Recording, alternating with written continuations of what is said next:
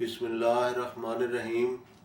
नाज़रीन किराम, हम आपकी खिदमत में प्रोग्राम हम और हमारी सेहत लेकर हाजिर हैं। और आज हमारी इस मजलिस का मौजू है गुस्सा, यानी गुस्सा क्या है और इसकी कितनी अक़साम हैं, गुस्सा क्यों आता है और उसके नताइज जो उसके अंजाम क्या हैं और इसके नतीजा में हमारे मुआशरे में कौन कौन से मसाइल पैदा हो रहे हैं।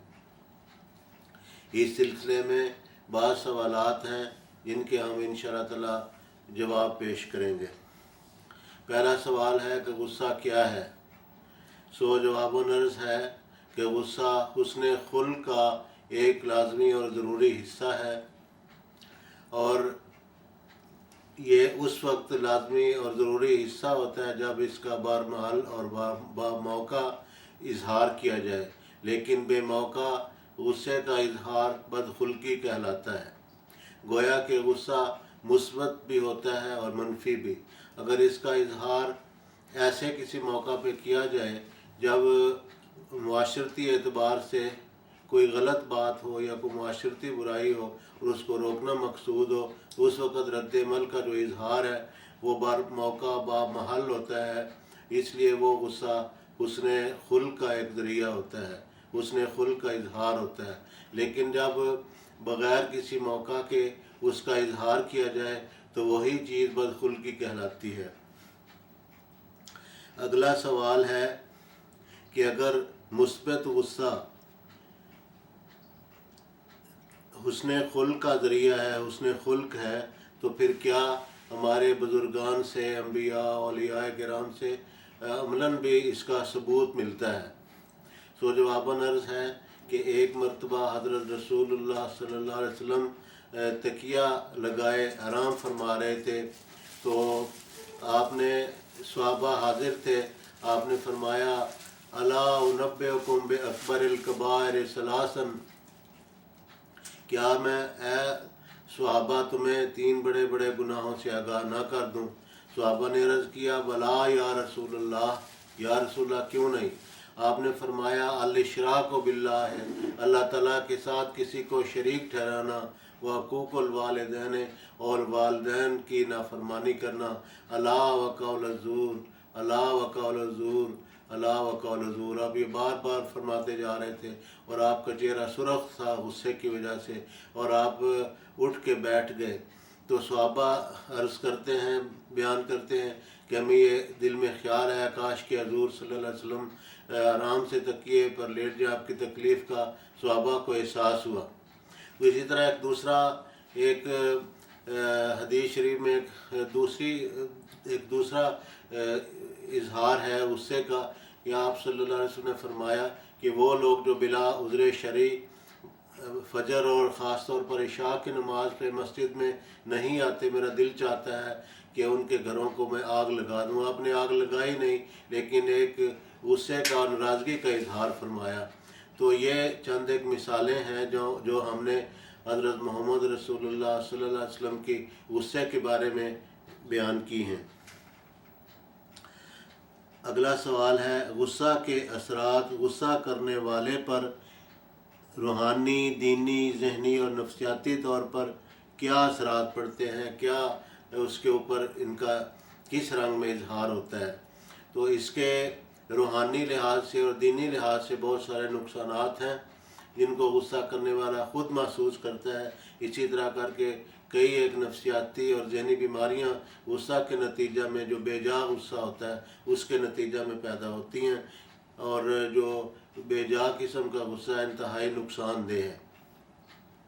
इंसान ख़ुद को जलाता है और इसके नतीजा में उसको कुछ हासिल नहीं होता। और इसकी इब्तदा जैसा कि हमारे रसूल मकबूल सल्लल्लाहु अलैहि वसल्लम ने फरमाया अव्वलुल ग़ज़ब जनून, के गुस्से की इब्तदा जुनून और दीवानगी से होती है, व आखिरुहु नदमुन, और उसका अंजाम नदामत और शर्मिंदगी के सिवा कुछ हासिल नहीं होता। अगला सवाल है क्या गुस्सा के नतीजा में कोलेस्ट्रोल व ब्लड प्रेशर बढ़ सकता है। अर्ज़ है कि गुस्सा के नतीजा में अचानक कोलेस्ट्रोल बहुत ज़्यादा बाज़ औक़ात ख़तरनाक हद तक बढ़ सकता है, ब्लड प्रेशर बढ़ सकता है और हार्ट अटैक हो सकता है और दिमाग में शरीयान भी फट सकती है और कई इस किस्म के ख़तरनाक वाक़यात रूनुमा हो सकते हैं। अगला सवाल है, गुस्सा के असबाब व मुहर्रिकात क्या हैं? ये एक बहुत ज़रूरी सवाल है। असल में जिस तरह बाकी बाज़ बीमारियों के जरासीम और कीड़े और वायरस वगैरह होते हैं, हमारी ज़ाती और ज़ौकिया राय के मुताबिक गुस्से के बाज़ कीड़े हैं। कीड़े को अरबी में दूध कहते हैं और उसकी जमा दीदान है। दीदान का मतलब है कि बहुत सारे कीड़े। इसको दीदानुल गज़ब यानी गुस्से के कीड़े कहा जाता है। और इनका जो जद्द अमजद है, जो इनका जो बड़ा है, जो सरदार है, मूरस आला है, उसको कहा जाता है दूदुल किब्र यानी तकब्बर का कीड़ा। जब इंसान के अंदर तकब्बर का कीड़ा पैदा हो जाता है और इसके नतीजे में और दूसरे उसके जाली जो कीड़े हैं, दूदुल उज्ब यानी खुद पसंदी का कीड़ा और दूदुल तमव्वल यानी मालदारी का कीड़ा, इसी तरह करके बहुत सारे कीड़े हैं जिनमें ओहदा, ताकत का नशा, हुसन, माल, दौलत, इल्म, रुतबा, ये सब ऐसी चीज़ें हैं जिनके नतीजे में इंसान के अंदर वो तकब्बर का कीड़ा जन्म लेता है। और जो वो पर निकालता जाता है तो वो जो बेजा गुस्सा जिसका हम जिक्र कर चुके हैं, कई मौके पे उसका इजहार होता रहता है। और अगर ये कीड़ा बाज़ वजूहात यानी तकब्बर का कीड़ा अगर ये किसी वजह से उसका ओहदा जाता रहे, उसका ताकत का नशा जो है ये ख़त्म हो जाए, तो उसके नतीजे में बग़ैर किसी किरम कोश दवाई देने के, कीड़े मार दवाई देने के बग़ैर वो अज खुद वो कीड़ा ख़त्म हो जाता है। और गुस्सा करने वाले का, गुस्सा वार का जो गुस्सा या कीड़ा होता है, वो खुद ब खुद मरने के नतीजा में खुद ब खुद ही मर जाता है। और यह कोई काबिल तहसीन बात नहीं है कि जब वो चीज़ इसके नतीजा में वो गुस्सा पैदा हुआ था वो अज खुद मार गया। तो असल में ये है कि उसके ऊपर कीड़े, तकब्बर के कीड़े के ऊपर अगर काबू पाया जाए और आजी और इनकिसारी इख्तियार की जाए तो इसका बहुत बड़ा इलाज है। तो देखा गया है कि ऐसे लोग जो माशरे में तरक्की कर जाते हैं तो उनमें यह कीड़ा, जैसा कि हम जिक्र कर आए हैं, अज खुद पैदा हो जाता है। और उनकी तंग नज़री इस बात पे एक दलालत के तौर पर और एक वाज़ेह सबूत के तौर पर होती है कि वो इस तंग ज़रफ़ी के नतीजा में उस चीज़ को बर्दाश्त नहीं कर सके और वो चीज़ आपे से बाहर हो गई। अगला सवाल है कि माशरती एतबार से गुस्से के क्या नताइज निकलते हैं? जैसा कि हम इस मादा परस्ती के दौर में देख रहे हैं कि गुस्सा दिन ब दिन बढ़ रहा है, लोगों को खुदा का खौफ लोगों के दिलों में कम होता जा रहा है और वो छोटी छोटी बातों पे आपे से बाहर हो जाते हैं, उनमें बर्दाश्त बिल्कुल नहीं रह गई। बाज़ दफ़ा मजहबी एतबार से, बाज़ दफ़ा दीगर माशरती वजूहात की बिना पे वो गुस्सा में आ जाते हैं और गुस्से के नतीजे में रंजिशें बढ़ जाती हैं। ऐसे अल्फाज का इस्तेमाल हो जाता है, धींगा मुश्ती, हाथापाई और फिर बढ़ते बढ़ते कत्ल व गारत तक नौबत आ जाती है। और फिर ऐसे ख़ानदानी ऐसे झगड़े और मसाइल पैदा हो जाते हैं कि बाद में वो सदियों तक चलते हैं। और फिर ये अफराद ही नहीं, अक़वाम और ममालिक जो हैं आपस में इसी गुस्से और छोटी छोटी और अदम बर्दाश्त के नतीजा में इस वक्त बरसरे पैकार नज़र आते हैं। लिहाजा ये हम कहने में हक़ बजानिब हैं कि गुस्सा आज के इस दौर में इंतहाई तौर पर ज़रूरी है कि उसको कंट्रोल किया जाए और बर्दाश्त को बढ़ाया जाए और जहाँ तक हो सके, क्योंकि इसका नतीजा इंतहाई ख़तरनाक है, इसलिए हत्तल वसा से बचने की कोशिश की जाए। अगला सवाल है, गुस्से का आगाज़ अमूमन कब होता है? इसका हम पहले भी इशारा कर रहे हैं। गुस्से का इजहार अमूमन वहाँ होता है, वहाँ होता देखा गया, हर शख्स इसका मुशाहिदा कर सकता है कि गुस्सा उस वक्त आता है जब बिलमुकाबिल कोई चीज़ कमज़ोर हो, मसलन कमज़ोर बच्चों पे, कमज़ोर रिश्तेदारों पे और इसी तरह मुआशरा में ऐसे लोगों पे, कमज़ोर हमसायों पे, मुआशरे में ऐसे लोगों पे अमूमन ज़्यादा गुस्सा आएगा जो कमज़ोर हों। और अगर ख़ुद کے سامنے کوئی طاقتور کوئی چیز ہو اس پہ غصہ نہیں آئے گا، بلکہ غصہ از خود فرو ہو جائے گا۔ پھر اگلا سوال ہے غصہ کہاں نہیں آتا؟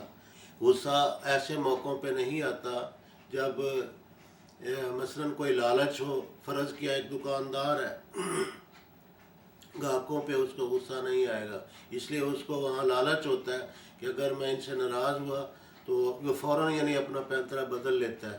جب اس کو اس بات کا احساس ہوتا ہے کہ اگر میں نے غصہ کیا تو مجھے مالی طور پر نقصان ہوگا، اس لیے وہ غصہ میں نہیں آئے گا۔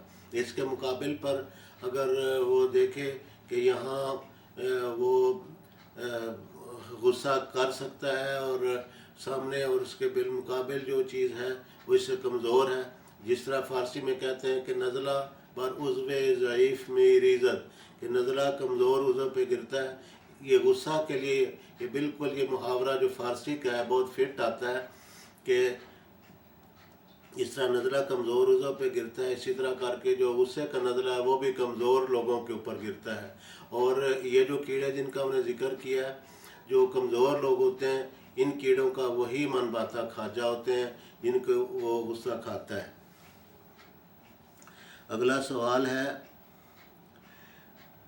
کہ کیا غصے کا کیڑا مصلحت کوش و بزدل ہوتا ہے؟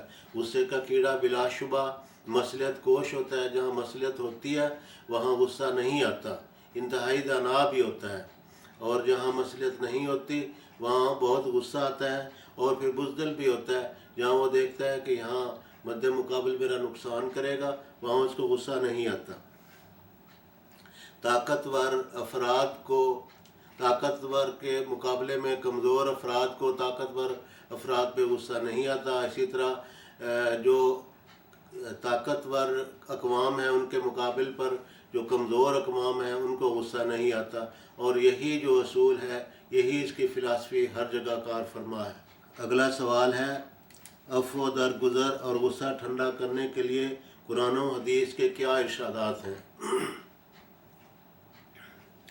قرآن کریم میں اللہ تعالیٰ فرماتا ہے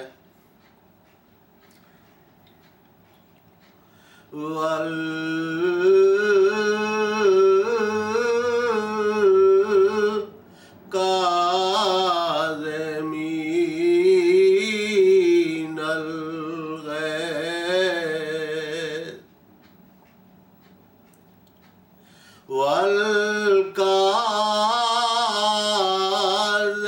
وَالْكَاظِمِينَ الْغَيْظَ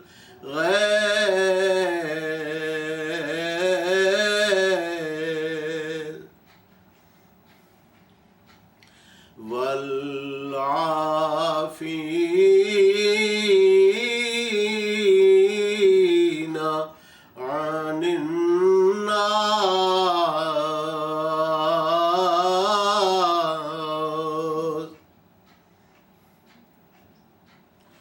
وَاللَّهُ يُحِبُّ الْمُحْسِنِينَ،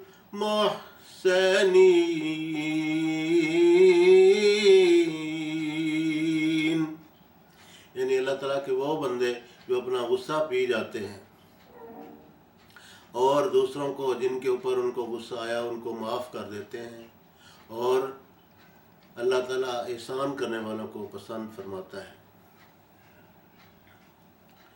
پھر حدیث شریف میں آتا ہے کہ لیس الشدید بالسرعۃ، کہ وہ شخص پہلوان نہیں ہے جو دوسروں کو پچھاڑتا ہے، انما الشدید الذی هو یملک نفسہ عند الغضب، وہ پہلوان ہے جو غصہ کے وقت اپنے آپ پہ قابو رکھتا ہے۔ اگلا سوال ہے بزرگان کے اس سلسلہ میں کیا ارشادات ہیں؟ بزرگان فرماتے ہیں کہ تم سچے ہو کر بھی جھوٹوں کی طرح تذلل اختیار کرو، تم سچے ہو کر بھی جھوٹوں کی طرح تذلل اختیار کرو۔ پھر فرمایا کہ تم آپس میں کبھی بھی نہ لڑو، اور تم یہ ہم مفہوم بیان کر رہے ہیں، اصل الفاظ ہو سکتا ہے کہ ان میں کچھ تبدیلی ہو، تم آپس میں کبھی بھی نہ لڑو اور صلح کی خاطر جہاں تک ہو سکے اپنے حقوق چھوڑ دو، کیونکہ دینے والا تو خدا ہے۔ جب وہ دینے پہ آتا ہے تو اتنا دیتا ہے کہ بندے کی جھولی میں سما نہیں سکتا۔ بعض لوگوں نے جنہوں نے اس ارشاد پہ عمل کیا وہ کہتے ہیں کہ ہم نے اپنے حقوق خدا تعالیٰ کی رضا کی خاطر جھگڑوں سے بچنے کے لیے چھوڑ دیے، اور اللہ تعالیٰ نے اپنے فضل سے ان کو وہ عطا کیا جو پہلے ان کو نہیں ملا تھا۔ یہ اس ارشاد پہ عمل کرنے کی برکت کے نتیجہ میں تھا۔ اگلا سوال ہے جو میں سمجھتا ہوں کہ اس کا جواب کسی قدر پہلے بھی آ چکا ہے، غصے کی ہسٹری کے بارے میں، کہ اس کی ہسٹری کیا ہوتی ہے۔ غصے کی ہسٹری یہی ہے کہ جو انسان کو اللہ تعالیٰ اپنے فضل سے ترقی عطا کرتا ہے تو تدریجاً اگر وہ تنگ ظرف ہے تو اس کا غصہ بڑھنا شروع ہو جاتا ہے، جہاں تک اس کے اختیارات، اس کی طاقت کا نشہ جو یہ پھیلتا جاتا ہے، اسی طرح اس کے غصے کے کیڑے کے پر بھی نکلتے ہیں، اور اس کے غصہ کی جو کرشمہ کاریاں وہ بڑھتی جاتی ہیں۔ آخر میں ایک سوال ہے کہ آپ فری طبی مشورے دیتے ہیں، سوال ہے کہ ہم اللہ تعالیٰ کے فضل سے، اس کی توفیق سے بلا کسی لالچ کے فری طبی مشورے دینے کے لیے حاضر ہیں، اور اس کے لیے ہماری ای میل ہے یا فون کے ذریعہ سے جن لوگوں کو کسی بھی بیماری سے متعلق کوئی شکایت ہو، جہاں تک ہمارا محدود علم ہے اس کے مطابق ہم خدمت کے لیے حاضر ہیں۔ اللہ تعالیٰ ہمیں اس کی توفیق